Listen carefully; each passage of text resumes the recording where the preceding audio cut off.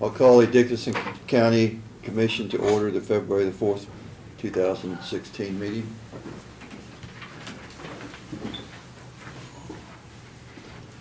Please stand for the flag salute.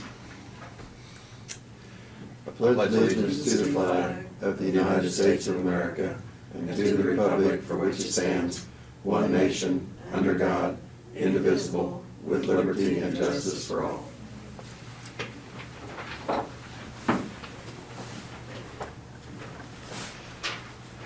We have no additions to our agenda today, so I move that we approve the agenda as printed. Second.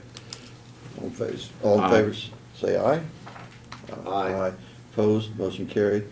The consent agenda are the minutes of the January 28th work session and regular meeting. Fund expenditures of $105,374.87. Abatements, $57.78. Utilities, $10,204.49. Capers, $40,998.62. And we had credit cards that would go in last year's budget, 2015, of $5,076.62. And then in 2016, the credit card would be $5,721.01. I'd move that we accept the consent agenda as presented. Second. All in favor say aye. Aye. Opposed? Motion carried. Commissioners' comments, we have some guests today. Would you want to stand up and state your name and what school you're representing, what class? Brandon Wood in Abilene High School for government. Ethan Hinkle, Abilene High School, government. Okay, thank you.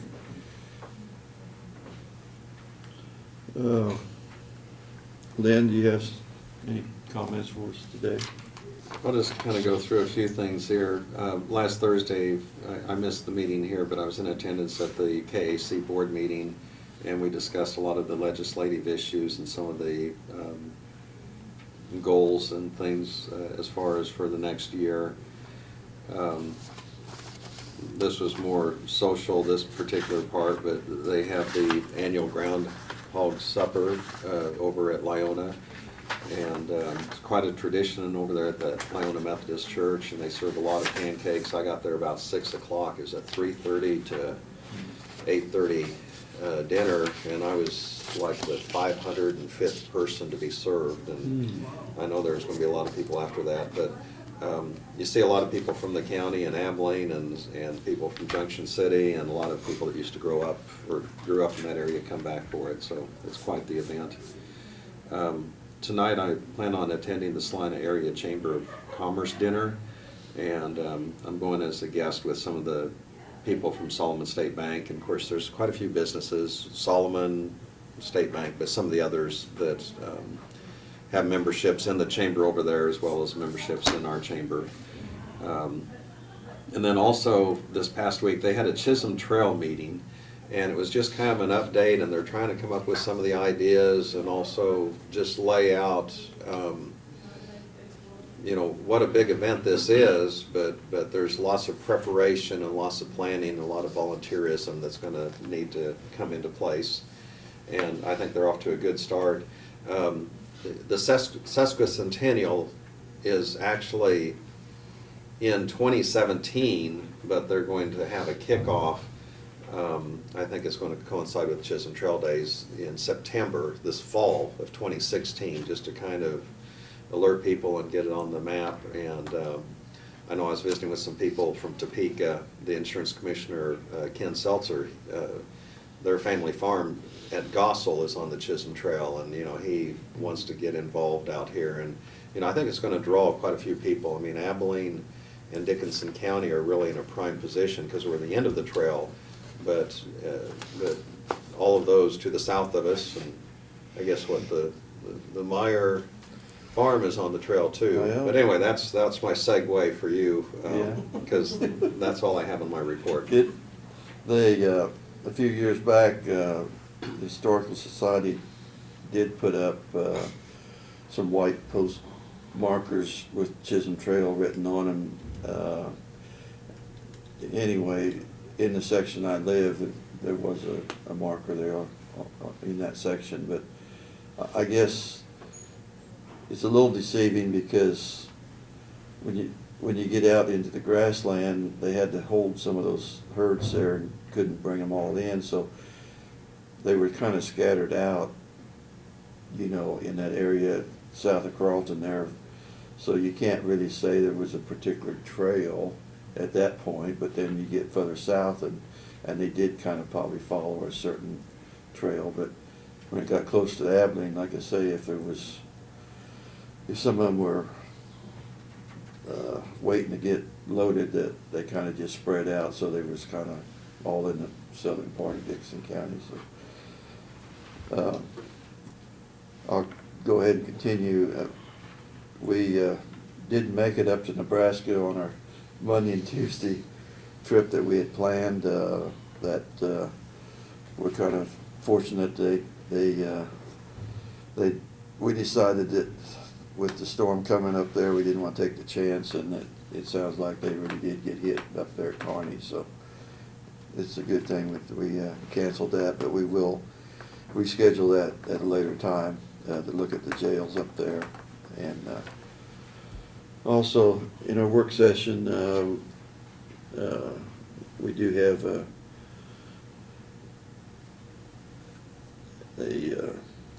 we have to approve the Dixon County floodplain management plan, and Dustin was in, and we went over that with him. So, Craig, do you have anything? No, thank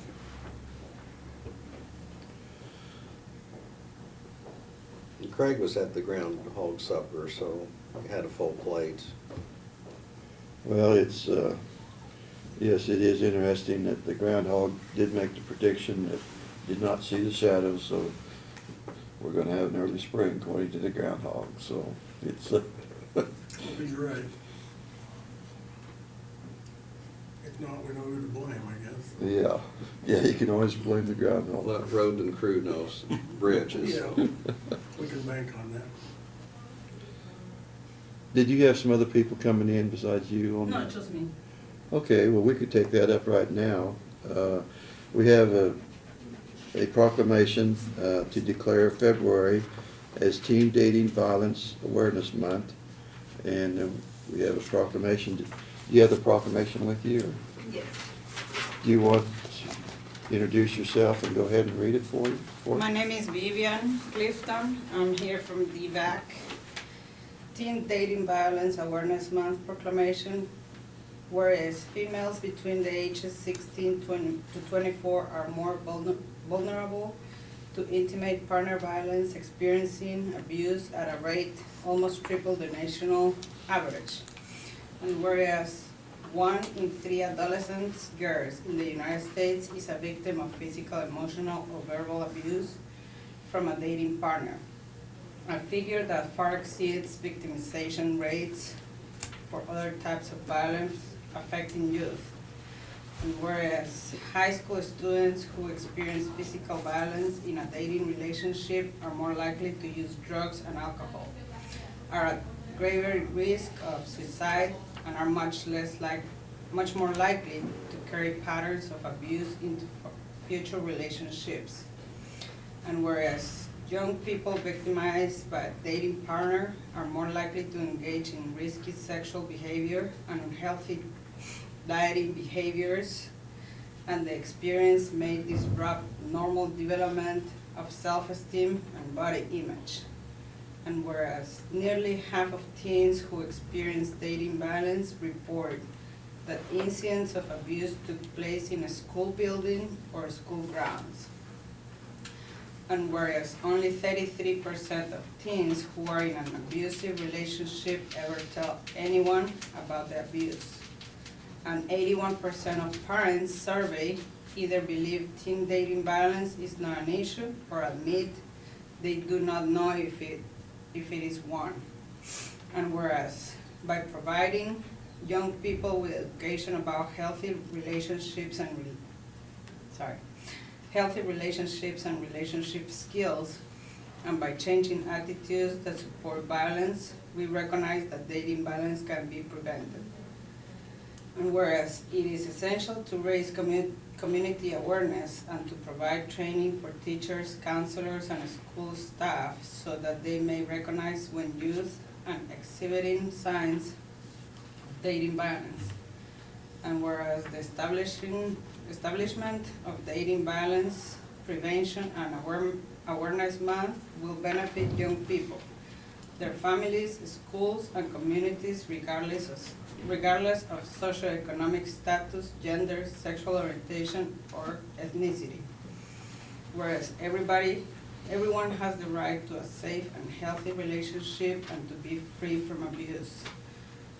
And whereas the Domestic Violence Association of Central Kansas needs all of Dickinson County to work toward ending teen dating violence by empowering young people to develop healthier relationships, assisting victims in accessing the information and supportive services they need, creating better and more resources for young people in need, instituting effective intervention and prevention policies in schools, and engaging in discussion with family members and peers to promote awareness and prevention of the quiet epidemic of teen dating violence. But I'll read this last part. Now therefore, we, the county commissioners of Dixon County, hereby proclaim February 2016 be designated as Teen Dating Violence Awareness Month, and urge our citizens to recognize and assist all those that serve the rights and needs of victims of teen dating violence. It is hereby proclaimed. I move that we proclaim Teen Dating Violence Awareness Month. Second. Okay, it's been moved and seconded. All in favor say aye. Aye. Opposed? Motion carried.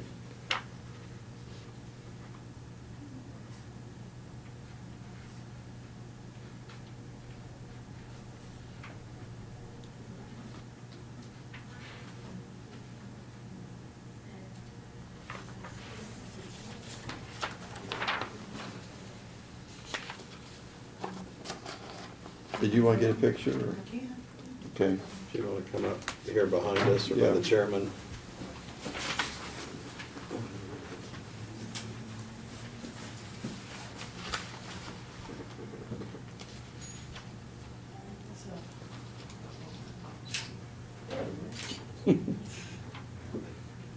Contrary.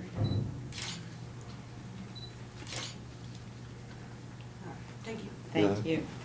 We get you a signed copy here just Okay, now. thank you. Did you have any other comments that you would want to make just in Yeah. general about DVAC or?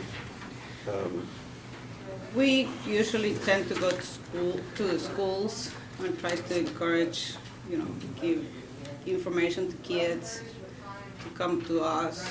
We serve 8 different counties, so we try to make sure they come to us.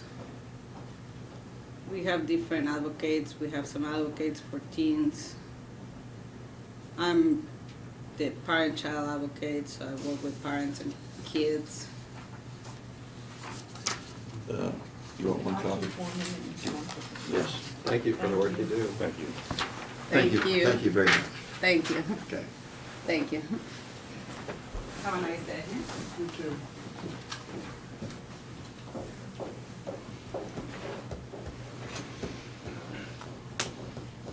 Okay, Brad, I guess you're ready for your report. Okay. I briefed you in your email the other day, but I did talk to both Kyle McCook, who works for Solid State Bank, and Kimmy Phillips, who is the owner of Last Chance Graphics here in Abilene. And they're both willing to serve on the Public Building Commission, so one of your action items today is to approve a resolution to appoint them. I think they'll both be very good, very positive members of that group, especially given the the large amount of participation they have to have annually. So, got a call from David Luke at K-Camp last week, had some good news. The $2,000 that we have to pay for special event insurance at Sterling Hall to be able to have alcohol out there, K-Camp has found a vendor that they can contract with, and they can provide that to their member counties, of which we are, of course, and no additional charge starting next year. So the $2,000 that we paid last year and what the fair board is in the process of just paid for that next year, we will not have to specifically pay anymore. So that's a really good bonus to be a part of K-Camp. And we'll be covered with the same amount of, or better insurance without any increases. So I thought that was really good news. We are reserved for the 25th with leadership class, so we took care of that. In your package, you have the year-to-date staffing reports and financial reports. They're pretty insignificant at this point, having only 1 month on there. But the one thing is the sales tax that I noted is down considerably in the month of November. And that's probably the lowest sales tax month that we've had for well over a year. The special sales tax for road and bridge is only $88,353. I don't think that's alarming. I don't know if people were saving money up for December to go Christmas shopping, or maybe it was a bad month for car sales, or what the explanation is, but hopefully that will rebound a little bit and we'll see that come back up. So, and then, like I said, the other budgets are all what we would expect in the day. Of course, after 1 month, it's difficult to really get a feel for that. So, we did purchase diesel fuel this week. Bids were, Robson was $1.45 a gallon, and Mid-Kansas Co-op was $1.49. So we went with Robson. And yesterday I was in Topeka for a couple hearings. In the morning, they had the general session where they debated the Supreme Court Justice Appointment Bill. And then in the afternoon was the school bill, school issues, and then I met with Representative Barker on some county stuff afterwards. And not a whole lot new to report there, other than he didn't seem too concerned about the property tax lid. I thought that was going to be taken care of. They wasn't, from what he was telling us, didn't think that it was going to be detrimental to us. So hopefully he's going to be correct there. In working on the New Bern Township fire protection issue that we've got, we do have a meeting tonight that I've been asked to attend between Grant and New Bern Township boards to talk about that fire protection in the 12 sections down there that are not currently covered. So I'll attend that and hopefully get that taken care of, or answer their questions so that they can make an informed decision on what they want to do. So, and the only other thing is we talked in the work session about rescheduling the trip up to Nebraska, and it sounds like everybody's in agreement that we might go and make a day trip up to Seward and come back that night, not spend the night, kind of make a judgment there on whether we'll make a phone call over to Kearney or do a conference call or what have you. So once the weather lines out a little bit, whenever that might be, then we'll schedule something. And just making a day trip, it'll be a little easier for probably all of us to be able to take off with a couple of days' notice if we can coordinate with the contacts up there. So we'll just kind of play it by ear right now. Laverne, I did talk to Janelle earlier today about the expenses and revenue, and I asked if there was any way possible that we could track it with last year's revenue and expenses, that we could put that on, so we could, because I think we're going to be Have a comparison. Yes, that way we'll have an idea of where we're at, because I think we need to be more cognizant of where we're at with our money, especially for the coming up with the CIP coming down on us. That way we'll, you know, so if that, she gets that done, that will be next month. Okay. If she said she shouldn't be a problem. That's all I've got. Okay. Okay, the,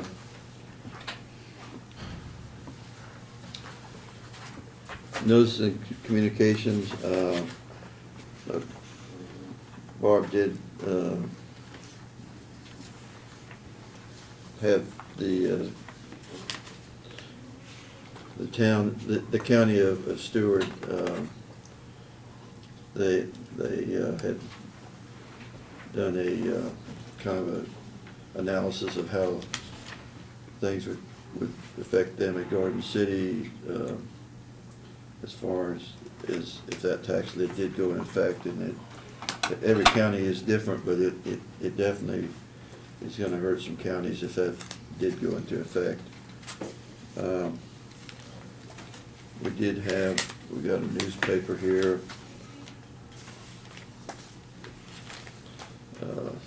The Plains Guardian. We did get this is time of year that we start getting requests. We have been helping out with after prom parties. This is from Central High School. Center High School? Yeah, I mean Center. Where they were out of county though, wasn't Yeah, it? they're not in our county, so Yeah. they were. So we have been working, giving some money for after prom parties, but only to the schools in our county.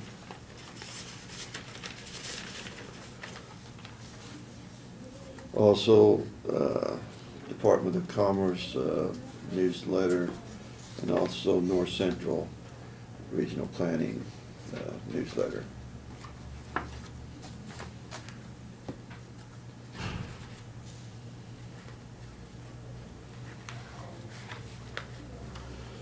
Okay, I guess we're ready for the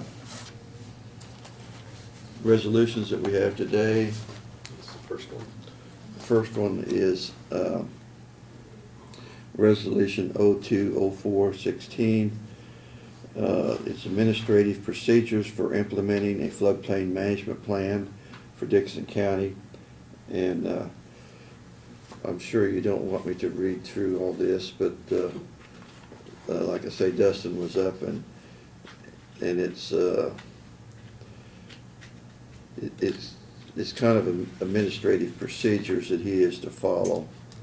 And anyway, it's pretty standard. It's from what we've had before, so I won't go through. And I think he mentioned if someone comes in and they want to have a permit or a question, he has that all in place information-wise for them to Yeah. base their decisions or. So I move that we approve Resolution 020416. You hear a second? Second. Been moved and seconded. All in favor say aye. Aye. Opposed? Motion carried.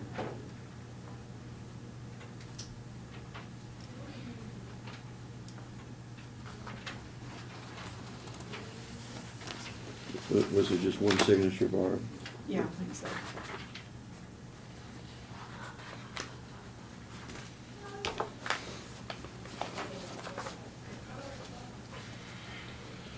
Okay, our second resolution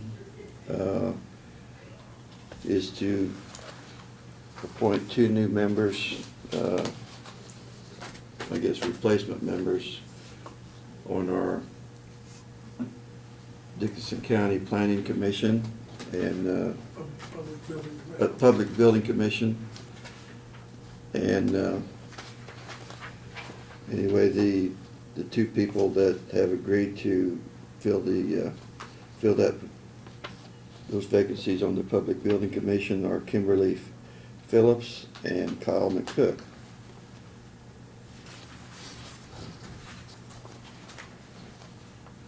So moved. Okay, I'll second it. It's been moved and seconded that we adopt the resolution 020416A. All in favor say aye. Aye. Opposed? Motion carried.